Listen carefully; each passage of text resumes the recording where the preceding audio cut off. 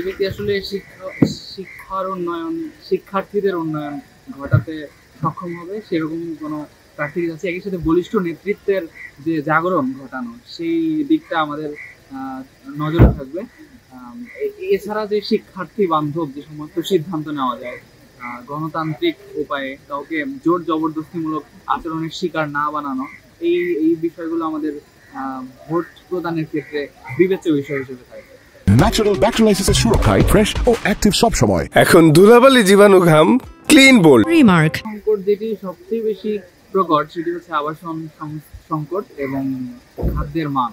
এই দুটো মূলত অতি সত্বর সমাধানের পদক্ষেপ নেওয়া উচিত বলে আমি মনে করছি।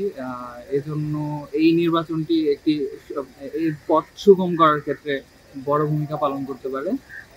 এই দুটোই মূলত ভালো লাগার বিষয়টি আন্তরিকতা এবং একই সাথে কাছে টেনে নেওয়ার যে মনোভাব, তাদের কথায় এক ধরনের পরিশীলিত আচরণ আমরা লক্ষ্য করছি, যেটি আমাদেরকে অনেক আশা জাগায়। আমরা অনেকটাই আশা দেখতে পাই কোনো রকমের কি বলে তিক্ততা এবং দ্বন্দ্ব ছাড়া এখন পর্যন্ত আমরা তেমন উত্তেজনাকর পরিস্থিতি দেখিনি যেটি আসলে অন্যদিকে প্রবাহিত হতে পারে।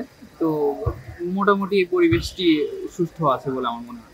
আপনি যেটা বলছেন প্রতিযোগিতা থাকলেও কোনো দ্বন্দ্ব নেই, দ্বন্দ্ব বা হচ্ছে যে মানে শারীরিক ভাবে যে একটা মারামারির পর্যায়ে চলে যাওয়া বা হাতাহাতির পর্যায়ে আমরা দেখি যে ক্যাম্পাসে অনেক অনাকাঙ্ক্ষিত ঘটনা ঘটে থাকে, সেটি আমরা এখন পর্যন্ত পরিলক্ষিত করিনি, যেটি একটি ইতিবাচক দিক বলে মনে হয়। এটিকে আপনি জুলাইয়ের পরবর্তী পরিবর্তন হিসেবে দেখছেন কিনা? এটিকে অবশ্যই অবশ্যই। আগে তো এককেন্দ্রিক ছিল এবং বিরুদ্ধাচরণ করলেই এক ধরনের